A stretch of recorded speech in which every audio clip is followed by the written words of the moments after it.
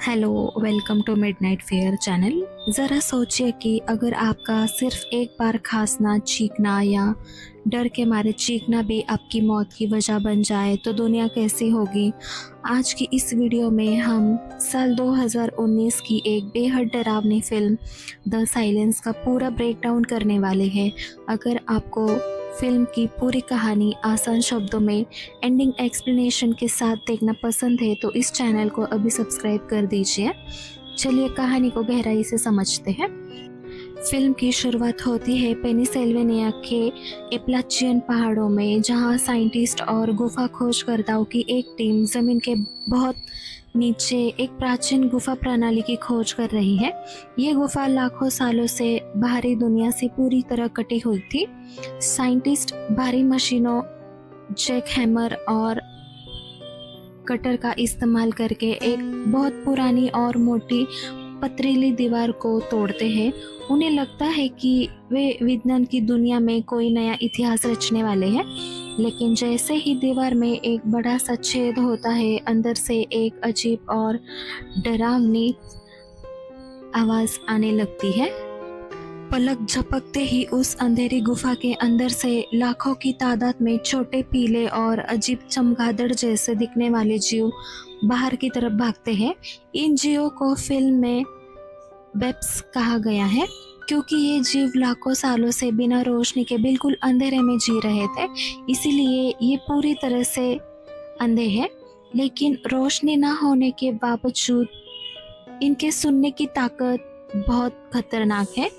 इतने खतरनाक स्तर पर विकसित हो चुकी है कि ये मीलों दूर की हल्की सी आवाज भी साफ सुन सकते हैं। गुफा की मशीनों की तेज आवाज सुनकर ये वेप्स पागल हो जाते हैं। वे वहीं पर पूरी रिसर्च टीम को बेरहमी से नोच नोच कर मार डालते हैं। वैज्ञानिकों को शिकार करने के बाद ये भयानक झुंड आसमान की तरफ उड़ता है और सीधे उन शहरों की ओर बढ़ता है जहां करोड़ों इंसान रहते हैं। इसके बाद कहानी शिफ्ट होती है एक शांत इलाके में, जहां हमारी मुलाकात फिल्म के मुख्य कैरेक्टर यानी एंड्री जून परिवार से होती है। इस परिवार के मेन है ह्यूज, जो एक बेहद जिम्मेदार पिता है। उनकी पत्नी केली, बेटा जूड और परिवार की सबसे बुजुर्ग सदस्य यानी नानी लिन। लेकिन इस पूरी कहानी की एक मेन कैरेक्टर है उनकी 16 साल की बेटी एली। 3 साल पहले एक बहुत दर्दनाक कार एक्सीडेंट में एली ने अपने सुनने की शक्ति खो दी थी। उस एक्सीडेंट में उसके दादा दादी भी मर गए थे, जिसकी वजह से एली अंदर से काफ़ी शांत और सहमी हुई रहती है। अब यहाँ एक बहुत ही महत्वपूर्ण ट्विस्ट आता है, क्योंकि एली सुन और बोल नहीं सकती थी, इसलिए उसके पूरे परिवार ने पिछले 3 सालों में खुद को पूरी तरह बदल लिया था। परिवार एक सदस्य आपस में बात करने के लिए अमेरिकन साइन लैंग्वेज यानी इशारों की भाषा इस्तेमाल करते थे। वो बिना एक भी शब्द बोले, बिना कोई आवाज़ निकाले आपस में लंबी लंबी बातें करते। जहाँ बाकी दुनिया के लोग बिना बोले एक मिनट भी नहीं रह सकते, वही इस परिवार के लिए चुप रहना ही उनकी डेली जिंदगी का हिस्सा था। एली का एक बॉयफ्रेंड भी होता है जिसका नाम रॉब था। रॉब उसी की स्कूल में एजुकेशन ले रहा था। किसी को अंदाज़ा नहीं है कि एली की यही लाचारी आने वाले समय में इस पूरे परिवार की जान बचाने वाला सबसे बड़ा हथियार बनने वाला है। गुफा से निकलने के बाद वेप्स का झुंड शहरों में पहुंच जाता है। शहर का मतलब होता है गाड़ियों का शोर, लोगों का चिल्लाना, फैक्ट्रियों की आवाज़ें और म्यूज़िक। ये सब वेप्स के लिए एक खुले मैदान में दावत के निमंत्रण जैसा था। टीवी पर ब्रेकिंग न्यूज़ आने लगती है। न्यूज़ एंकर चिल्लाते हुए बताते हैं कि आसमान से उड़ने वाले अजीब जीव ने हर तरफ इंसानों को मारना शुरू कर दिया है। सरकार पूरे देश में मार्शल लॉ और नेशनल इमरजेंसी की घोषणा कर देती है। टीवी पर सख्त वार्निंग दी जाती है कि सभी लोग अपने घरों के दरवाजे और खिड़कियां बंद करके बिल्कुल चुपचाप बैठ जाएं, क्योंकि ये जीव केवल आवाज़ सुनकर हमला करते हैं। एली के पिता ह्यू को टीवी पर ये सब देखकर तुरंत स्थिति का अंदाज़ा हो जाता है। वो जानते हैं कि उनके पड़ोसी में अगर किसी की गाड़ी का अलार्म बजा या कोई बच्चा रोने लगा, कोई चिल्लाया, तो पूरा इलाका मारा जाएगा। वो तुरंत अपनी पत्नी और बच्चों से कहते हैं कि वो सिर्फ ज़रूरी सामान और मेडिसिन्स पैक करे। वो अपने सबसे अच्छे दोस्त अंकल कार्ल को फ़ोन करते हैं। कार्ल एक बहुत बड़े शिकारी और आउटडोर सर्वाइवल एक्सपर्ट है, जिनके पास अपनी एक बड़ी ट्रक और कई बंदूकें हैं। कार्ल तुरंत अपनी गाड़ी लेकर ह्यू के घर पे पहुंचते हैं। दोनों मिलकर तय करते हैं कि उन्हें शहर और आबादी वाले इलाकों से बहुत दूर उत्तर की तरफ पहाड़ी और घने जंगलों में चले जाना चाहिए, जहां शांति हो। एंड्रयूज परिवार अपनी कार में बैठते हैं और अंकल कार्ल अपनी ट्रक में उनके आगे आगे चलते हैं, लेकिन जैसे ही वो मेन हाईवे पर पहुंचते हैं उनकी उम्मीद टूट जाती है। पूरा हाईवे हज़ारों गाड़ियों से जाम हो चुका है। लोग डरे हुए हैं, गाड़ियों के हॉर्न बजा रहे हैं, चिल्ला रहे हैं और इसी शोर की वजह से आसमान के वो वेब्स का हमला उन गाड़ियों पर होने लगता है। हर तरफ चीख पुकार मच जाती है। कार्ल वॉकी टॉकी पर ह्यू से संपर्क करते हैं और कहते हैं कि इस जाम में रुकने का मतलब है सीधे मौत को गले लगाना। कार्ल को हाईवे के किनारे एक कच्चा और बिना पक्का रास्ता दिखता है जो घने जंगलों के अंदर जाता है। वो मुख्य सड़क छोड़कर उस सुनसान रास्ते पर गाड़ियां डाल देते हैं। जंगल का रास्ता बिल्कुल शांत और डरावना था। तभी अचानक झाड़ियों में से एक बहुत बड़ा घबराया हुआ हिरणों का झुंड दौड़ते हुए कार्ल की ट्रक के ठीक सामने आ जाते हैं। कार्ल गाड़ी को बचाने के लिए तेजी से स्टीयरिंग घुमाते हैं, लेकिन गाड़ी असंतुलित होकर सड़क के किनारे बहुत बड़े गड्ढे में गिर जाती है। गाड़ी का अगला हिस्सा पूरी तरह डैमेज हो जाता है। ह्यू तुरंत अपनी कार रोकता है और कार्ल को बचाने के लिए दौड़ता है। कार्ल का पैर गाड़ी के टूटे हुए डैशबोर्ड के नीचे बहुत बुरी तरह फंस चुका था। ह्यू अपनी पूरी ताकत लगा देते हैं, लेकिन लोहा हिलने का नाम नहीं लेता। इसी बीच एंडरसन परिवार की कार के अंदर उनका पालतू डॉग डर और धुएं की वजह से बुरी तरह घबरा जाता है। वो गाड़ी की खिड़की की तरफ देखकर जोर जोर से भौंकने लगता है। एली और उसकी माँ तुरंत कुत्ते का मुंह बंद करने की कोशिश करते हैं, लेकिन जंगल के उस सन्नाटे में कुत्ते की आवाज़ बहुत दूर तक चली जाती है। आवाज़ सुनते ही वेब्स का एक बड़ा झुंड आसमान से सीधे कार्ल और एंडरसन परिवार की कार पर आक्रमण करते हैं। वो खिड़कियों के शीशे तोड़ने लगते हैं। कार्ल अपनी खिड़की से बाहर देखता है और समझ जाता है कि उनका पैर अब नहीं निकल सकता। वो ह्यू से कहते हैं कि अपने परिवार को बचाओ और यहाँ से भागो। कार्ल अपनी शॉटगन उठाते हैं और खिड़की से बाहर हवा में लगातार फायरिंग करते हैं। बंदूक की इस भयंकर आवाज़ की वजह से सारे वेब्स कार्ल की तरफ बढ़ जाते हैं।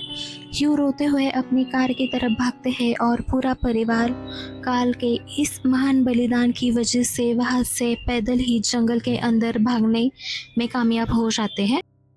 अगली सुबह वो जंगल पार करके एक बहुत बड़े ग्रामीण इलाके में पहुंचते हैं। वहाँ उन्हें एक बहुत बड़ा मजबूत और आलीशान फार्म हाउस दिखता है।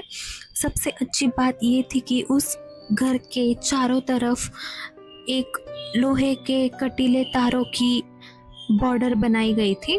ह्यू बॉर्डर को काटने के लिए अपने बैग में से कटर निकालते हैं। तभी अचानक घर का मुख्य दरवाज़ा खुलता है और एक बुजुर्ग महिला हाथ में बंदूक लिए बाहर आती है।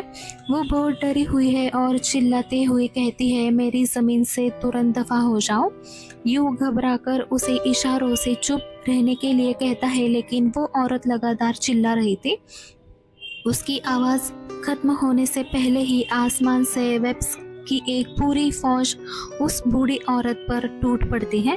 उसकी बंदूक ज़मीन पर गिरकर चल जाती है, जिससे और ज़्यादा शोर होता है। ह्यू बिना एक सेकंड गवाए तारों को काटता है। पूरा परिवार उस कटीली बॉर्डर के अंदर से होकर घर के दरवाजे की तरफ पागलों की तरह भागता है। घर के अंदर घुसते समय एक वेब्स केली के पैर को बुरी तरह काट लेता है। ह्यू किसी तरह दरवाज़ा बंद करते हैं और घर के अंदर घुसे 2-3 जीवों को भी भारी सामानों से कुचलकर मार देते हैं। वो सुरक्षित तो थे, लेकिन केली का घाव बहुत गहरा था। कुछ ही घंटे में उसका पैर सूज जाता है और उसमें एक जानलेवा इन्फेक्शन फैलने लगता है। ह्यू जानते हैं कि अगर अगले कुछ घंटों में केली को एंटीबायोटिक्स की दवाएं नहीं मिली तो उसकी मौत पक्की है। मैप पर देखने पर पता चलता है कि यहाँ से कुछ दूर एक छोटा सा फार्मेसी है। एली अपने पिता के साथ जाने की जिद करती है। वो कहती है कि उसकी आंखें और इशारों की भाषा की वजह से वो ज़्यादा सतर्क रह सकती है। यू और एली बेहद शांति से उस खाली और डरावने शहर की फार्मेसी में घुसते हैं। अब यू दवाइयाँ ढूंढ रहे होते हैं, तब एली दुकान के पिछले हिस्से में जाती है जहां वो देखती है उसके पूरे दुनिया का भविष्य ही अंधकार में दिखने लगता है। एली देखती है कि वेब्स ने मरे हुए इंसानों की लाशों के पेट को फाड़कर उसके अंदर अपने चिपचिपे अंडे दे दिए हैं। ये जीव इंसानी शरीर को एक इनक्यूबेटर की तरह इस्तेमाल कर रहे हैं और इनके अंडे बहुत तेज़ी से हैच हो रहे हैं, यानी इन मॉन्स्टर की आबादी लाखों से करोड़ों में बदलने वाली थी। दवाइयाँ लेकर जैसे ही वो बाहर निकलते हैं, दुकान के दरवाजे पर कुछ लोग आकर खड़े हो जाते हैं। उनका लीडर एक अजीब सफ़ेद कॉलर पहने हुए था जो किसी फादर के जैसे दिख रहा था। दरअसल ये कोई फादर नहीं बल्कि इस तबाही के बीच पैदा हुआ एक बेहद खतरनाक और पागल धार्मिक पंथ था जिसे द टंगलेस कहा जाता था। इस कल्ट के लोगों का मानना था कि भगवान ने इंसानों को सज़ा देने के लिए इस जीव को भेजा है और जीवित रहने का एकमात्र तरीका है कि इंसान कभी कोई आवाज़ न करे।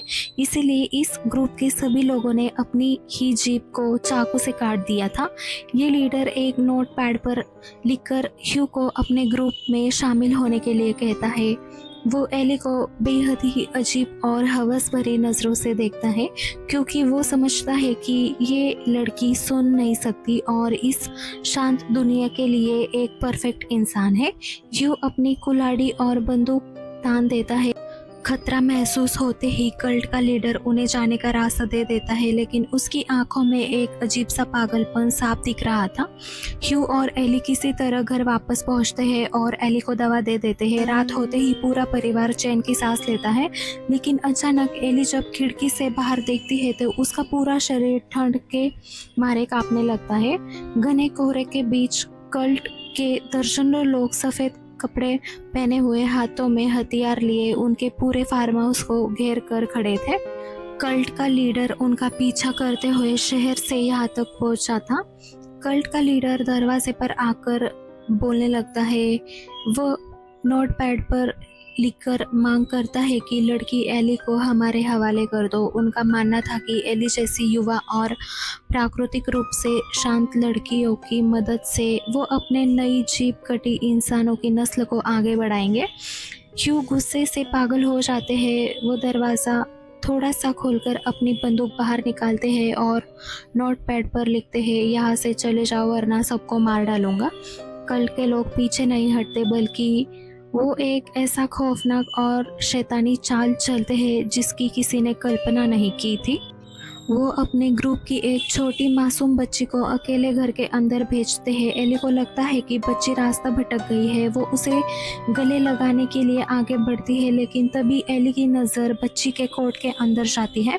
उस मासूम बच्ची के पूरे शरीर पर भारी मात्रा में टेप्स की मदद से स्मार्टफोन और मोबाइल फ़ोन चिपकाए गए थे। इससे पहले कि एली कुछ समझ पाती, बाहर खड़े कल्ट मेंबर्स उन सभी फ़ोन्स पर एक कॉल कर देते हैं। एक साथ कई सारे फ़ोन्स की रिंग बजने लगती है। इस भयंकर शोर को सुनकर आसमान में उड़ रहे हज़ारों वेब्स का पूरा झुंड एक काली आंधी की तरह फार्म हाउस की खिड़कियों, छतों और दरवाज़ों को तोड़ते हुए अंदर घुस आते हैं। घर के अंदर खून खराबा शुरू हो जाता है। वेब्स कल्ट के लोगों पर भी इसी कैओस का फ़ायदा उठाकर 2 कल्ट मेंबर घर के अंदर घुस आते हैं। वो एली को पकड़ते हैं और उसे ज़बरदस्ती घसीटते हुए बाहर ले जाने लगते हैं। एली को बचाने के लिए नानी लिन अपनी जान की परवाह किए बिना बाहर दौड़ती है। वो उन कल्ट के मेंबर को धक्का देकर गिरा देती है और एली को भी दूर फेंक देती है। इसके बाद लिन अपने जीवन का सबसे बड़ा और आखिरी फैसला लेती है। वो आसमान की तरफ मुंह करती है और अपनी पूरी ताकत से ज़ोर से चीखने लगती है। उनकी इस तेज़ आवाज़ को सुनकर पूरा वेब्स का झुंड एली को छोड़कर सीधे लिन पर टूट पड़ता है। लिन ने अपनी जान देकर अपनी पोती और अपने परिवार को सुरक्षित भागने का एक आखिरी मौका दे दिया था। यू तुरंत बाहर आते हैं, बचे हुए कल्ट के मेंबर्स को मारते हैं और एली को लेकर वहाँ से भाग निकलते हैं। अब उस फार्म हाउस में रहने का कोई मतलब नहीं था क्योंकि वो पूरी तरह से तबाह हो चुका था। लिन और अंकल काल को खोने के बाद परिवार के बचे हुए 4 लोग ह्यू, केली, जुड और एली उत्तर की तरफ अपनी यात्रा जारी रखते हैं। ह्यू का एक वैज्ञानिक अनुभव था कि ये वेब्स लाखों सालों से ज़मीन के नीचे गर्म वातावरण में रहे हैं, जिसका मतलब है कि ये ठंड खून वाले जीव हैं। अगर वो किसी ऐसी जगह पर पहुंच जाए जहां कड़ाके की ठंड और बर्फ़ पड़ती हो तो शायद ये जीव वहां ज़िंदा नहीं रह पाएंगे या कमज़ोर हो जाएंगे। फिल्म में हमें एक बहुत बड़ा टाइम जंप दिखाया जाता है। स्क्रीन पर चारों तरफ सफ़ेद बर्फ से ढके हुए खूबसूरत और शांत पहाड़ों का दृश्य दिखाया जाता है। ह्यू का अंदाज़ा बिल्कुल सही साबित होता है। एंड्रयू परिवार सफलतापूर्वक रेफ्यूजी सेंचुरी में पहुंच चुके हैं। यहाँ की अत्यंत ठंड और बर्फबारी की वजह से वेब्स उड़ नहीं पाते, उनके पंख जम जाते हैं और वे बहुत कमज़ोर होकर मर जाते हैं। इंसानों ने यहाँ खुद को पूरी तरह सुरक्षित कर लिया है। फिल्म के बिल्कुल आखिरी सीन में हम देखते हैं कि एली बर्फ के बीच खड़ी है। वो अब डरी सहमी हुई लड़की नहीं है जो फिल्म की शुरुआत में थी। उसके हाथों में एक आधुनिक तीर कमान है। वो बेहद शांति से बिना कोई आवाज़ किए आसमान में उड़ते हुए एक कमज़ोर वेब्स पर निशाना लगाती है और उसे एक तीर से मार गिराती है।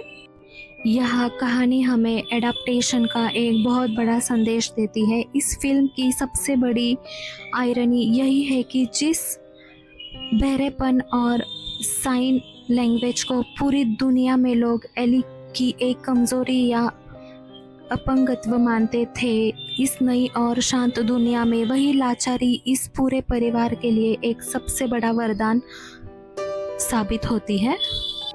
यहीं पे मूवी ख़त्म हो जाती है। अगर मूवी अच्छी लगे तो लाइक कर देना, शेयर कर देना। मिलते हैं नेक्स्ट वीडियो में।